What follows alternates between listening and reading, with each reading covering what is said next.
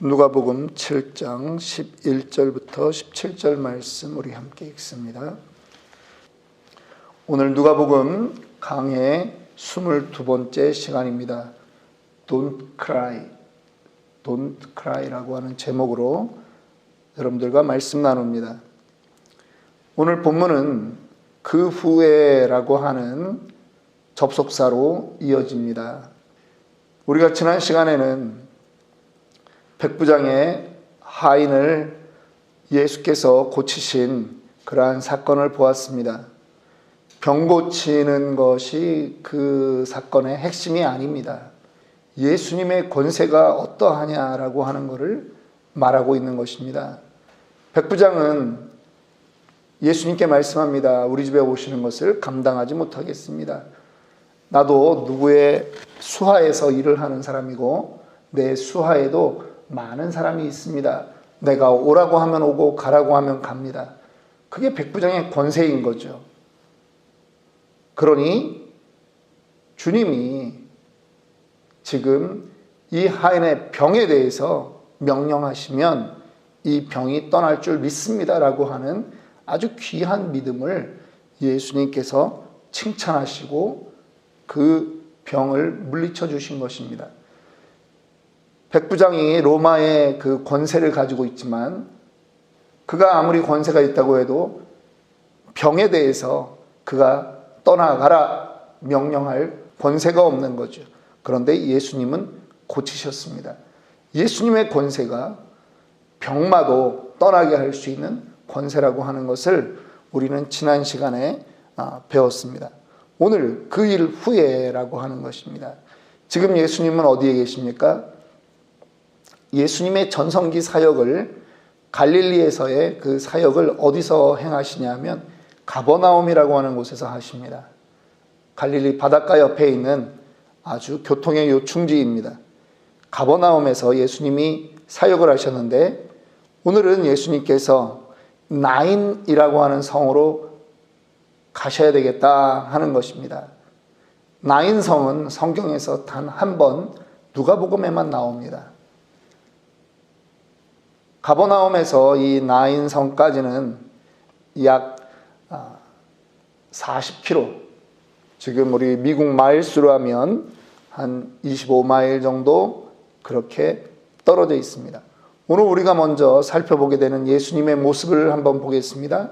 그것은 바로 문제가 있는 곳에 찾아오시는 예수님을 우리가 보게 되는 것입니다. 가버나움에서 아무 연유 없는 나인성, 성경에 오늘 이 사건 단 한 번만 나오는 그 나인성으로 예수님이 25마일을 사람들과 함께 가십니다. 거의 짧은 거리는 아닙니다.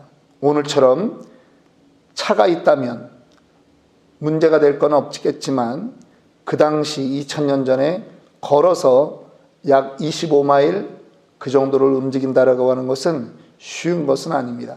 그런데 예수님께서는 사마리아 여인을 찾아서 수가성으로 가셨듯이 오늘 이 나인성으로 문제 있는 곳에 지금 가시는 것입니다.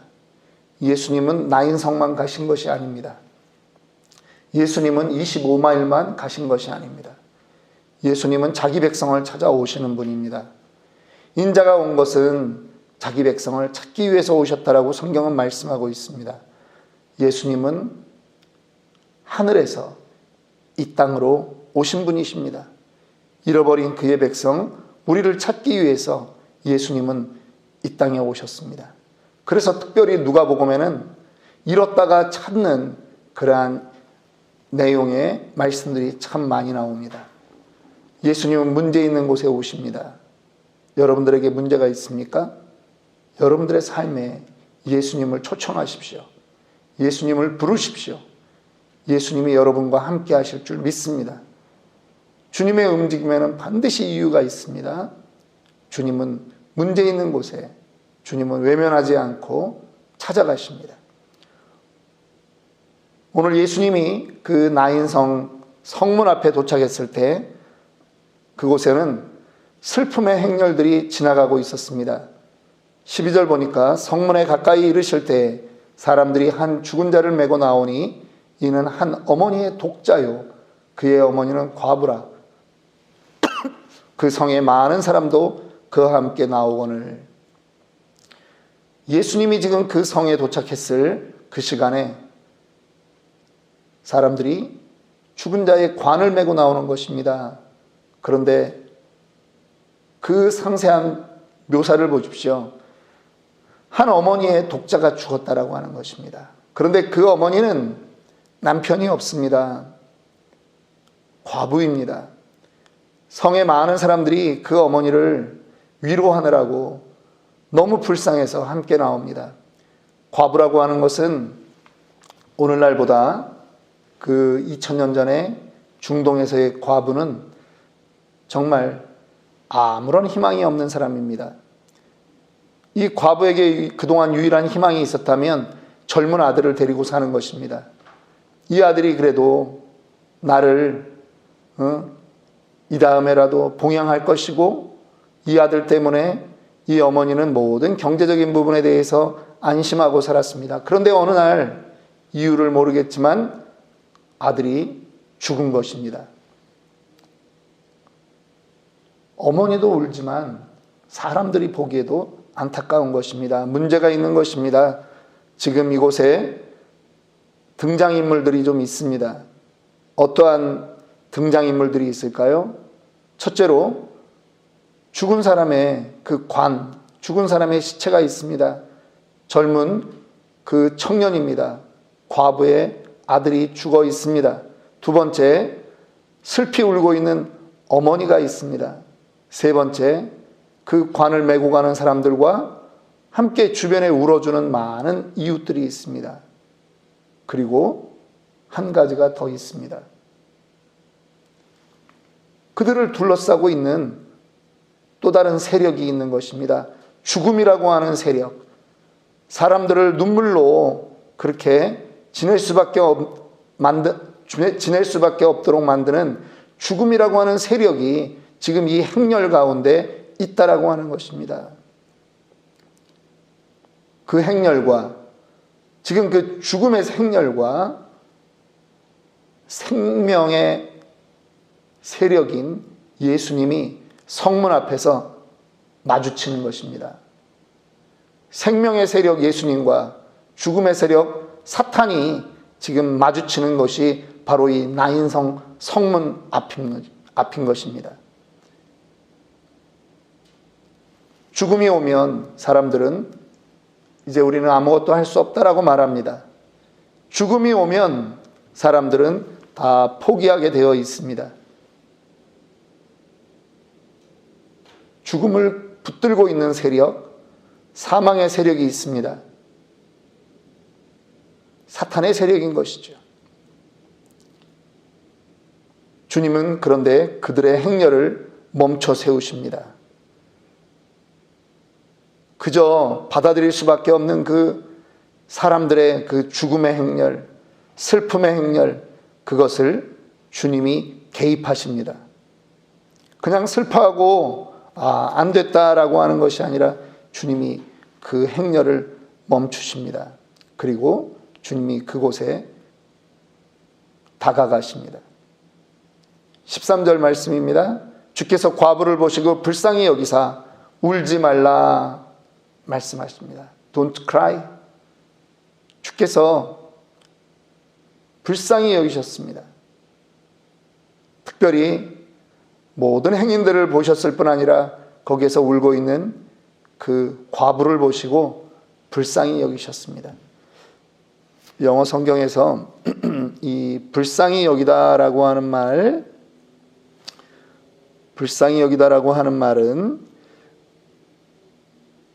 어떤 표현이냐 하면 제가 조금 읽겠습니다. 그의 마음이 his heart went out to her. 그의 마음이 그녀에게로 갔다라고 되어 있습니다. 어제 이 말씀 보다가 영어 표현에 불쌍이라고 하는 단어를 뭐로 썼을까 이렇게 보다가 이게 불쌍이가 그렇게 하지 않으셨네. 영어 문장을 보게 되었습니다. 그의 마음이, 예수님의 마음이 그녀에게로 들어간 것이 불쌍히 여기셨다라고 해석이 되어 있는 것입니다. 주님의 마음이 그녀에게 이입되는 것, 이것이 정말 불쌍히 여기는 것이구나. 우리는 얼마나 남들을 불쌍히 여긴다라고 하면서 표면적으로만 그렇게 합니까? 그런데 예수님의 불쌍히 여기는 것은 어떤 단어가 아니라 예수님의 마음이 예수님에게서 나와서 그 여인에게로 건너가는 것입니다. 완전히 그 사람과 하나가 되어주는 것, 그것이 바로 불쌍히 여기는 것입니다. 그리고 주님이 말씀합니다. Don't cry. 울지 마라. 울지 마라. 내가 왔다라고 하는 의미이겠죠. 죽음의 권세 앞에 지금 생명의 권세를 가지신 예수님이 왔다라고 하는 말입니다. 그리고 14절에 가까이 가서 그 관에 손을 대시니, 여러분 관짝을 만져본 적이 있습니까? 관을 손도 안 댑니다. 죽은 사람 몸에 손 잘 안 댑니다. 그런데 예수님이 친히 가서 그 관에 손을 대시는 것입니다. 관을 메고 나오는 사람들이 다 멈춰섭니다. 그러니까 예수님이 말씀합니다. 청년아, 내가 네게 말하노니 일어나라.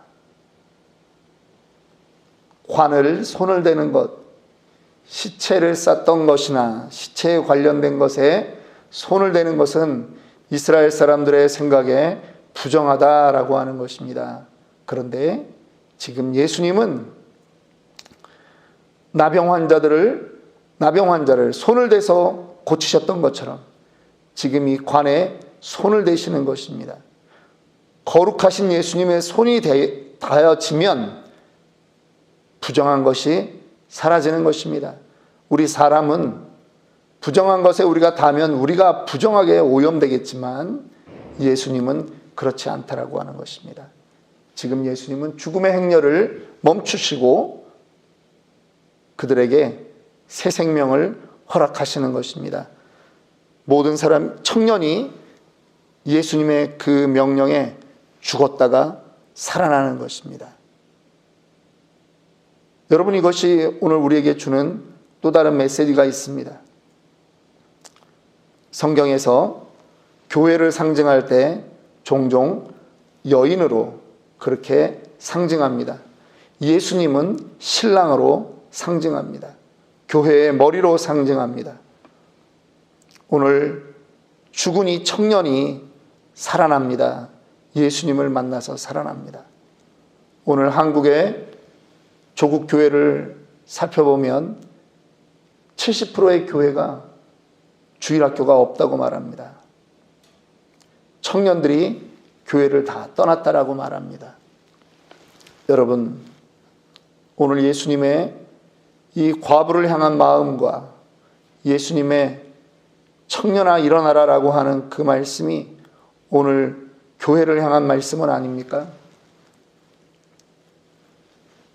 비록 우리 교회에는 10여 명의 청년이 있을지라도 지금 온 교회 그 문화 가운데 청년들이 다 죽었습니다.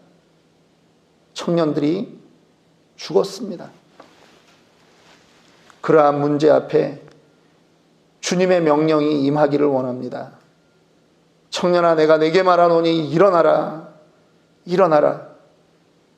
우리가 교회의 청년들을 위해서 기도해야 되고 이 시대의 교회들과 이 시대의 청년들을 위해서 기도해야 됩니다. 명령해야 됩니다. 청년아, 일어나라.